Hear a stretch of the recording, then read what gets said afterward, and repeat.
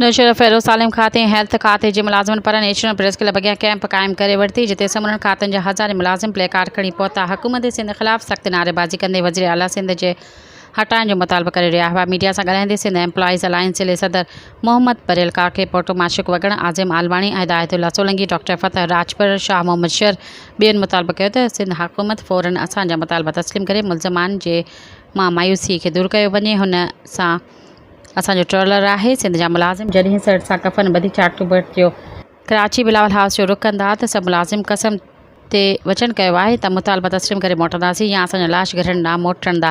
असांजी ही तहरीक 4 अक्टूबर खां पोइ कुझु बि करे सघे थी। असां आख़िरी ऑप्शन समूरे सिंध जा मुलाज़िम नेशनल हाईवेज़ ते हूंदा।